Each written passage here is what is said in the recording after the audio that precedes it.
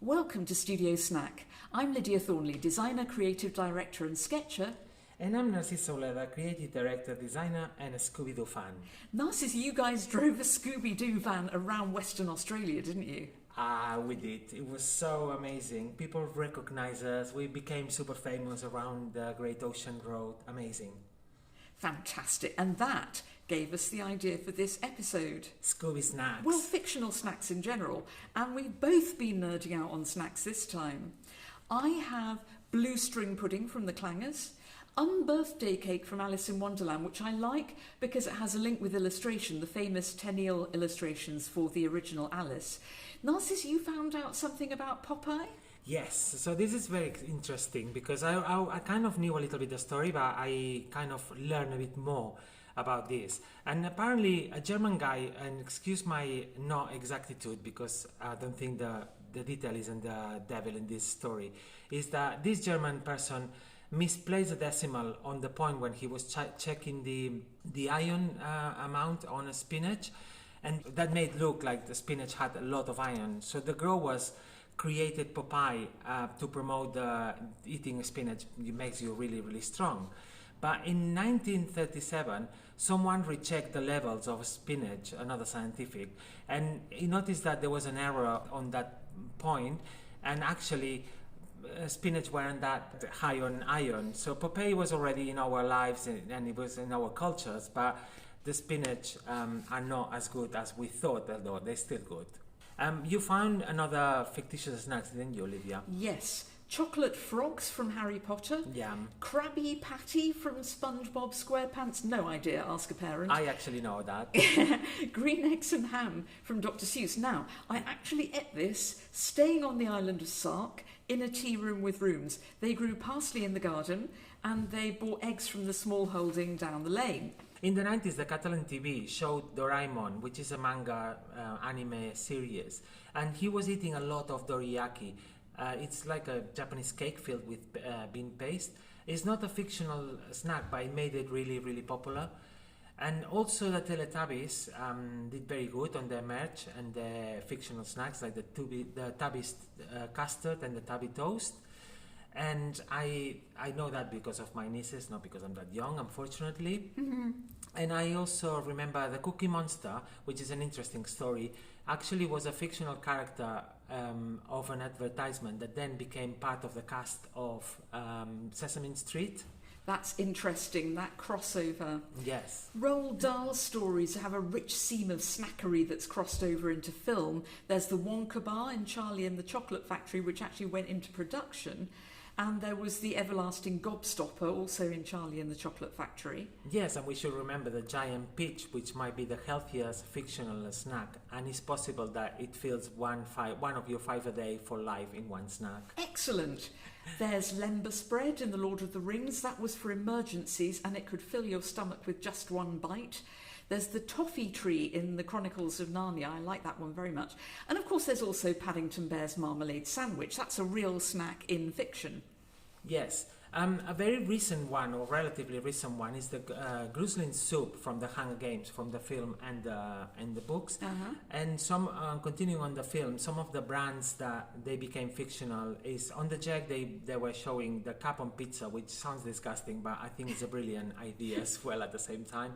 And then a fictional brand for marshmallows, Stay Puft, which became like a big monster in the Ghostbusters.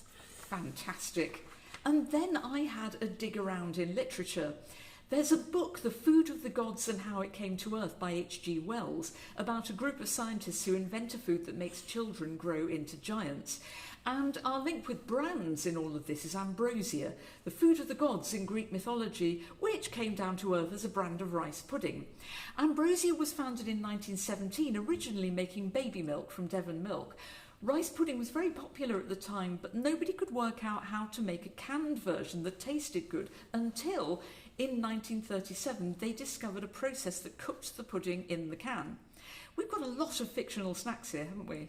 We do, but I think there's always room for more. I feel an experiment coming on.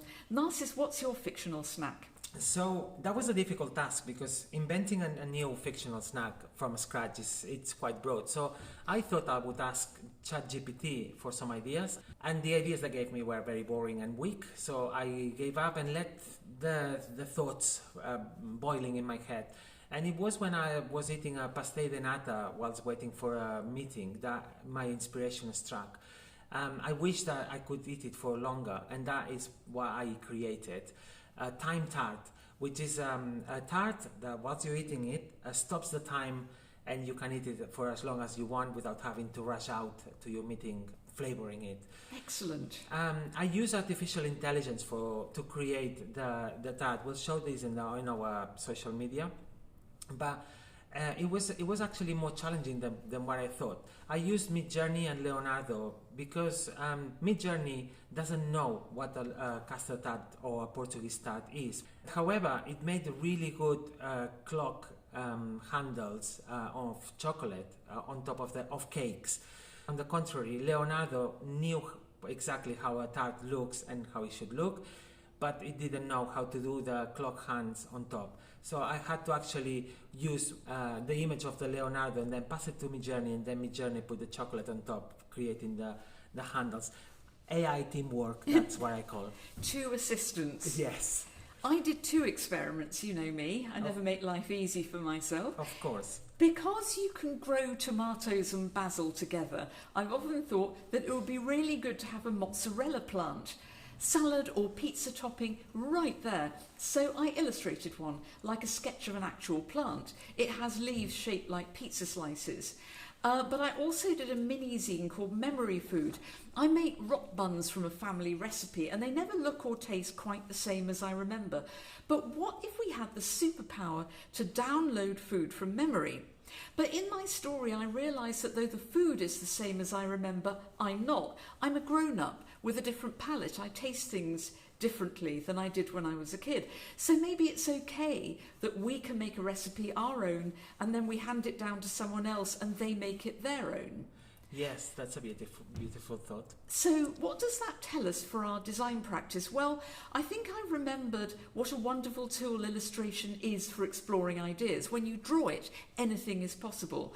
Narcis, how about you? Yeah, I totally agree with you. It's actually better than using artificial intelligence, because what I found is that human imagination has a lot of power and is powered by curiosity and creativity, which AI just comes from inputs, and that makes it very difficult to translate something that is in your mind into an AI that actually creates what you really want. So that was one of my first hurdles that I found and discovered in this experiment.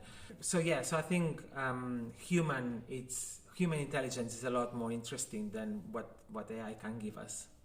Well, I think that also raises a really interesting question about what it is that creative people do. There's often a misconception that design is a technical skill, when actually what we do is in our heads and from our heads. And so I think there's a whole conversation in that. That's maybe another podcast. I think so. But for now, rock bun? Time tag, please. Join us next month for another studio snack. See you.